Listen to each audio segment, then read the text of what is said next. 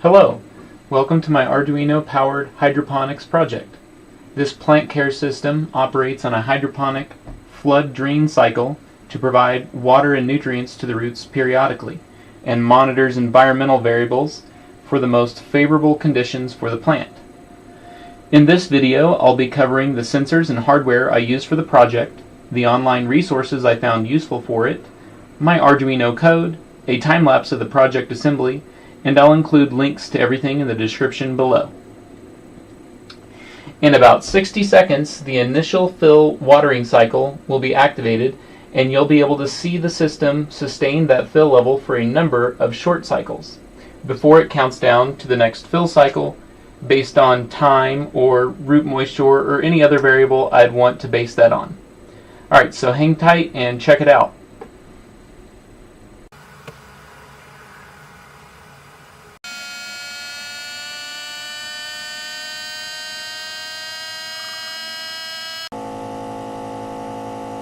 Since that sensor is pretty high up, you're going to see the root moisture level percentage showing on my serial monitor screen over here stay pretty low until it's about halfway up the roots. Then you're going to start to see that number climb.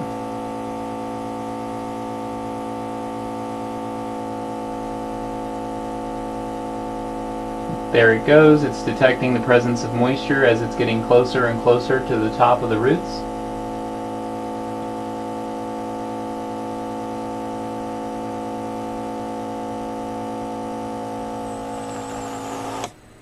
Alright, so it got to about 97% saturation. What it's doing now is going into a series of short cycles. It'll drop the water level bit and then refill it. And drop the water level a bit and refill it. Because the drain is just passive. There's just a tube leading from the top reservoir to the bottom, allowing that to drain. And the Arduino is maintaining that level of top off for a configurable amount of cycles. And here you're seeing it inform us of how many of those cycles are remaining.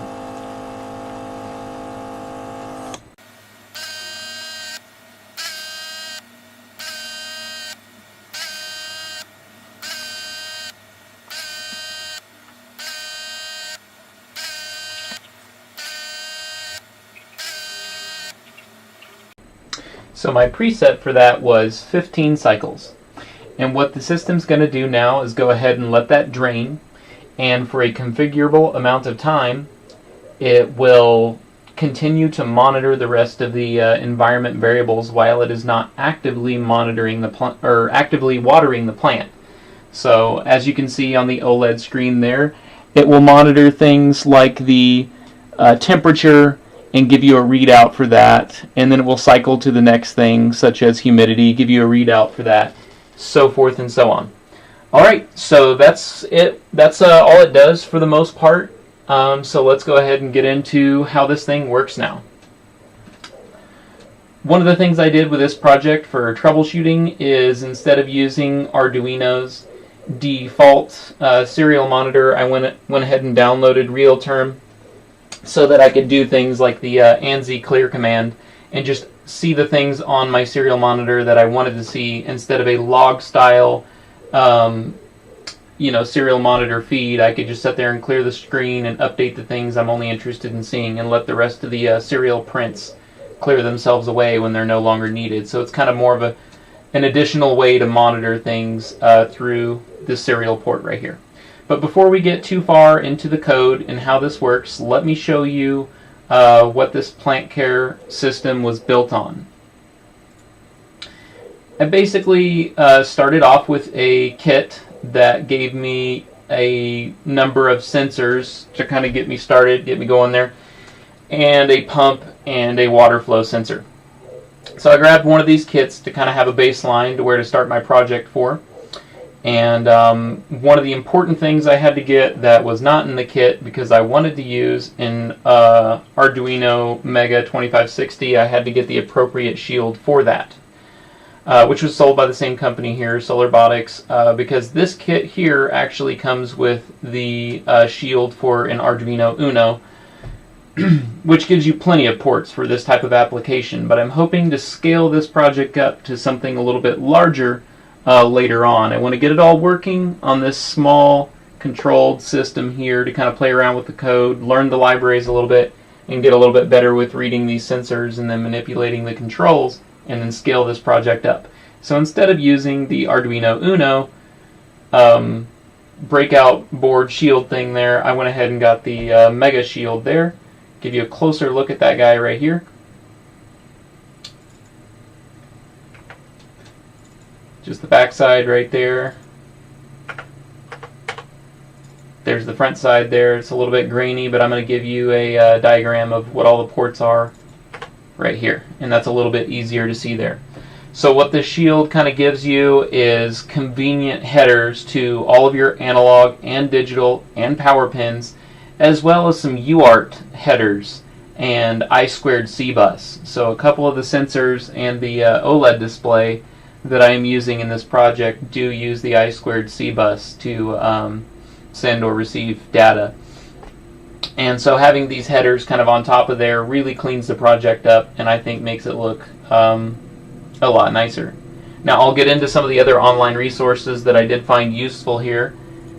As a starting point, they have a wiki page here that'll kind of give you an idea of what all is included in the kit. It's not terribly up to date, but you get the idea. And I did find some additional tech data for this water flow sensor. I'll include links to all of this in the description below. So for now, you can kind of sit back and just watch. This is the GitHub page here where the demo code that they provided came with. I found that their demo code wasn't terribly reliable. When you first get everything hooked up and powered on, it works great for a number of cycles, and then it kind of becomes more unstable the longer you run on their demo code. But it was a great starting point, and it kind of gives you an idea of how the libraries work.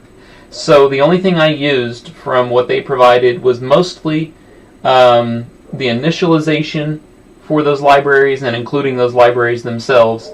My main loop and all of my functions were written by me so that I can kind of pick and choose what I want to do with this project, since mine isn't identical to how they set theirs up. Which brings me to my next point. I'll show you the user manual here that came with this thing. And their setup here is just kind of a dry potted plant that waters it, kind of incrementally. Now obviously, just like my hydroponics system, this could also be scaled up so that you could have a planter with a number of plants in it, and then do watering lines and just have one Arduino controlling all that, especially with the availability of so many spare ports here that are unused. Even on the Arduino Uno shield, there's many unused ports there. So I won't get too far into the user manual because you can read that for yourself if it's something you're interested in, but I kind of wanted to give you an idea of what all it covers and what all it doesn't. It does tell you a little bit about each of these sensors, though the tech data for these isn't terribly detailed. You kind of have to study the code and their libraries to figure out what's going on behind the curtains if you want to do something unconventional with those sensors, or if you want to do something different than what they've done. You really got to spend some time studying the code or see what kind of a device is on these little PCBs and see if you can find a data sheet for those devices, which I had to do for the OLED display. I had to do that for the UV sensor and for the water flow sensor in particular, because I had to use interrupts as a programming method to count the number of pulses on the Hall effect sensor built into the water flow sensor to actually find out, what is the flow rate of this thing. Turns out the relay, as they show connected here, could really use an additional capacitor connected right here on these two leads. And that's right there. Because although there is a diode built onto this PCB to protect you from the voltage spike of the coil in the relay, there is nothing to protect you from the voltage spike that will be created by the motor. And I found that it was resetting my Arduino every time the pump was powered on and off. But putting a small capacitor, in my case 47 microfarads, in here actually was able to kind of absorb that spike or prevent that sudden change in voltage from getting through to the digital signal pin, and resetting my Arduino unintentionally.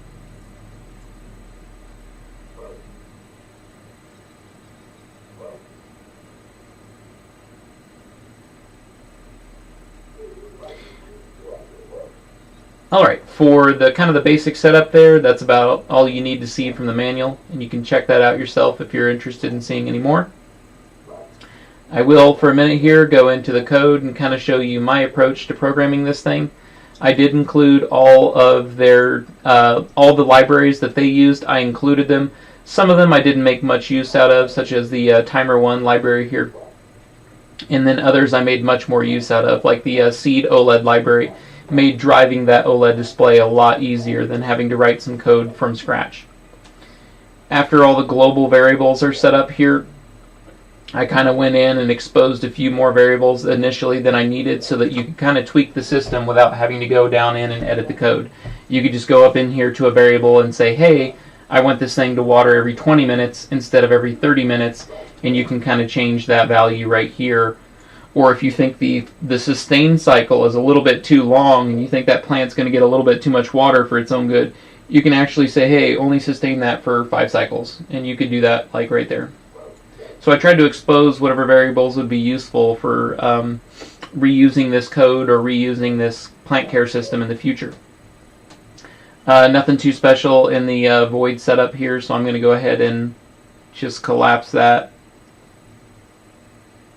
And you can always take a look at that later if that interests you, or pause the video and take a closer look at that.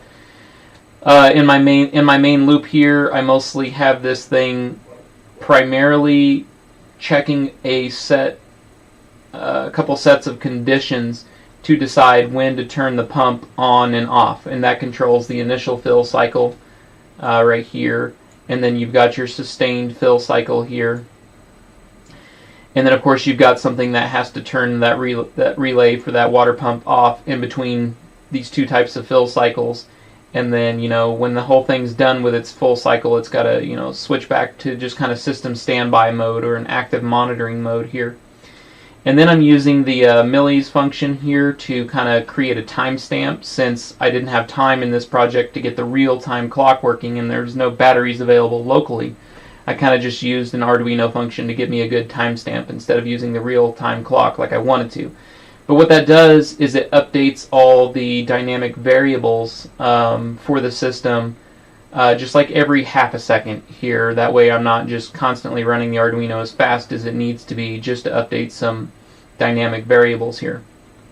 And what that does is, after it's got its sensor readings here, it calls a couple of functions to update the OLED screen with the dynamic portion of the screen that's going to be updated, like only the humidity value and the percentage sign, not the whole screen. And how I did that is just using a switch case. The switch case, depending on what screen we should be looking at, sets up the static data on the screen here using just the Seed OLED library. And then those functions are the ones that are actually going ahead and grabbing those values from those sensors here and then updating only the portion of the screen that it needs to.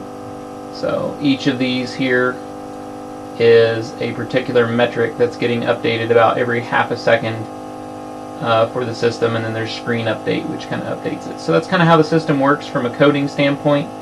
I've shown you the code, I've shown you the manual, and I showed you an additional terminal that you can use. It's kind of a, just a different flavor of a serial monitor here. And you've seen most of the stuff in this video I want to show you on the computer side of that. If you have any more questions, feel free to message me. And there's always the links in the description that you can go explore more of this information on your own. Now we're going to go ahead and get into unboxing it and show you what all came in the kit. Just take a little bit of a closer look at that on video, and then we'll get into the time-lapse of the assembly.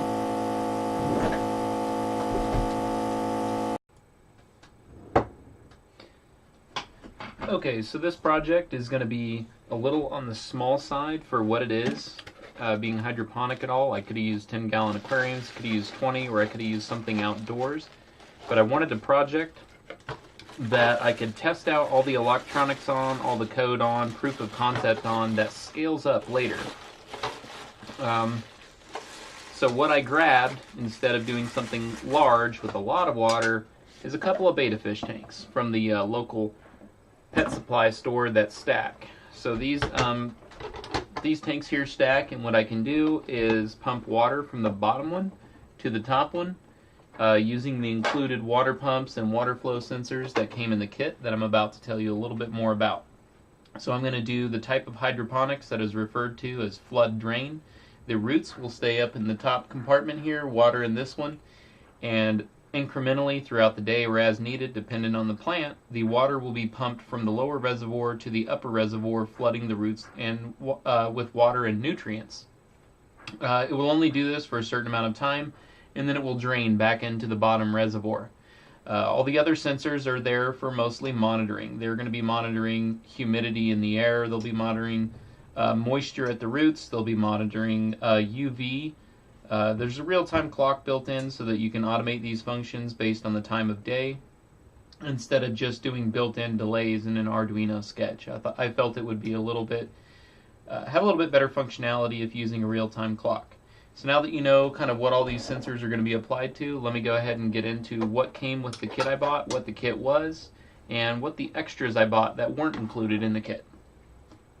So the kit in question here is the Grove Smart Plant Care Kit for Arduino. It came with an Arduino Uno shield, which I upgraded to the Mega Shield, which provides a lot more of these ports on here for the I2C bus, for analog and whatnot. It's just a larger breakout board. So this shield has a lot more ports, a lot more sensors you can connect to it than the Uno. It came with the temperature and humidity sensor right here. It's all built into one package on one little PCB here and uses a single common line for data transfer. It came for a water flow sensor which runs in line with your pump. It came with the sunlight sensor, which is one of the best I could find online since it does a wide range of wavelengths of light, from infrared light to visible light to UV, just a wide range of light. So you'll be able to run some code there and see what type of light and how strong is that light that your plant is getting. So this would be a great sensor for monitoring.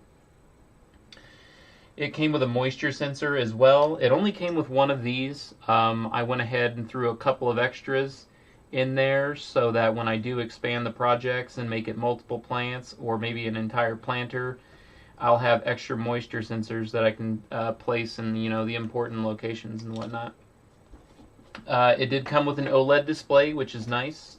This little guy is 128 by 64, and it is used for menu-driven operations that are written in the Arduino IDE, and it came with a rotary encoder and a push button so that you can work your way through those menus and do stuff.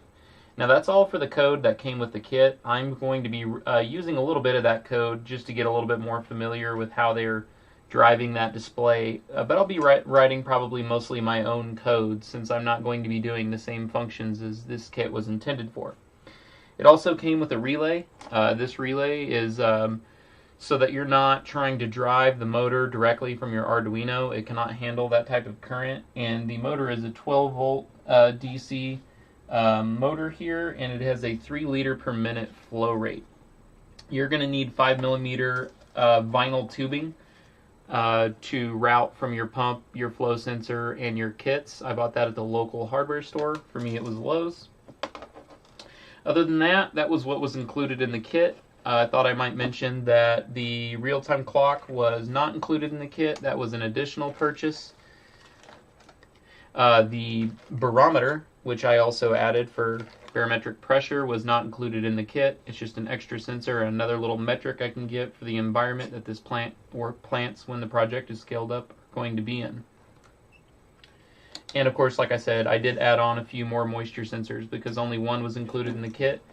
And lastly, I did add an LED bar meter here that I can use to probably, at least initially, I'll use this to indicate the level of fill for the top tank here, so that when it's doing its flood drain cycle, I can use these blue LEDs on this LED bar to indicate the level of water in the top reservoir. Just another little visual, hey, here's how much water's in there, and you'll see it go up and down as the tank both fills and drains.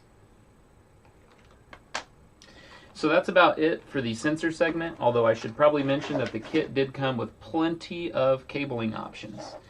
It came with a surplus of those, and both kind of like a short length and a very long length. And it looks like everything in this kit uses a 4-pin connector. Yep, a 4-pin connector, and they came with just a lot. And of course, each of the additional sensors come with one each of these, the shorter version of the cable here. Tubing or anything else that you might need, you'll have to purchase additionally. So we're going to get to the point here where the assembly is about to begin, so I'm just going to speed that up for you guys, and you're going to see basically a time lapse of the huge mess I'm about to make and put this thing together. So sit back, grab a cup of coffee or something, and enjoy the show.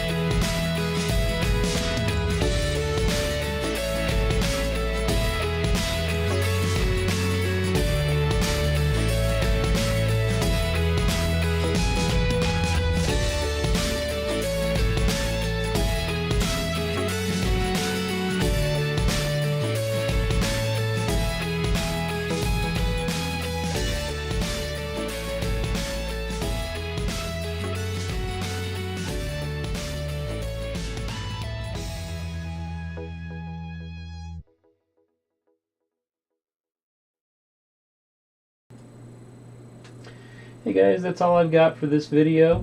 I wanted to thank you for watching up until this point, and I want to give a special shout out to the instructors over at the Electrical Engineering Technology Department at ENMU. And if you guys are looking for some additional resources to get started with Arduino or go a little bit deeper, you can start with the textbook that went along with this course. It is Exploring Arduino by Jeremy Blum, and I'll put a link to that down in the description. Alright, cheerio.